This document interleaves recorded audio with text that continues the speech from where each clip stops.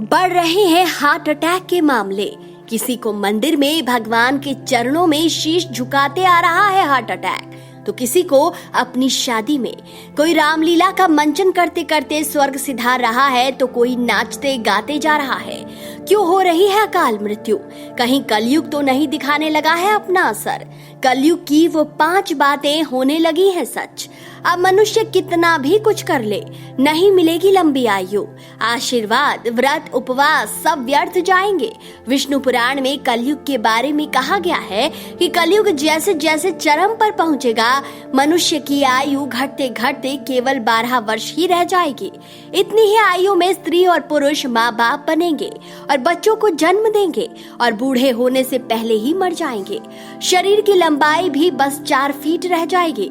आप खुद देख रहे हैं कि आज लोगों को आए दिन कई तरह के रोग, वायरस और कई तरह की बीमारियां अपना शिकार बना रही हैं।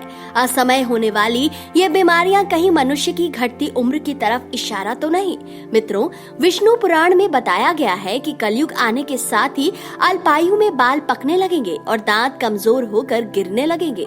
कलयुग में मनुष्य शिशुपाल होगा, बच्चों के विकास में ममता रुकावट बनेगी। इतनी सारी ममता होगी कि बच्चा परिवार और मोह माया में ही बंद कर रह जाएगा और अंत में अनाथ ही संसार से चला जाएगा।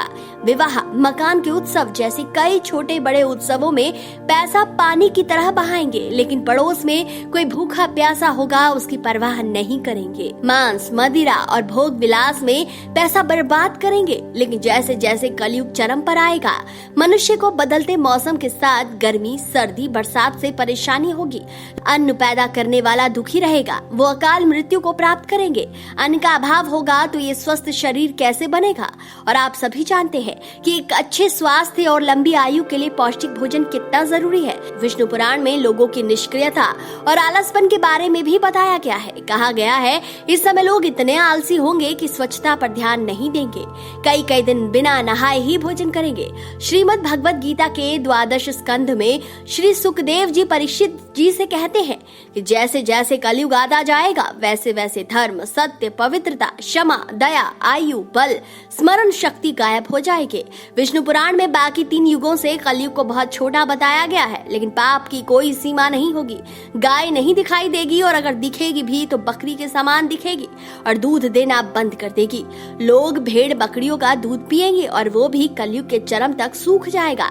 फिर ना पोषण होगा ना भोजन, सृष्टि का संतुलन बिगड़ जाएगा। मनुष्य को कलयुग में बार बार चेतावनी भी दी जाएगी, लेकिन वो इस समय तक इतना आत्म केंद्रित बन जाएगा कि सब बातों को अनदेखा करता जाएगा। तो मित्रों, आपको क्या लगता है? कमेंट करके जरूर बताएं और अगर वीडियो पसंद आया है तो इस ज्ञान को अपने तक सीमित न रखें।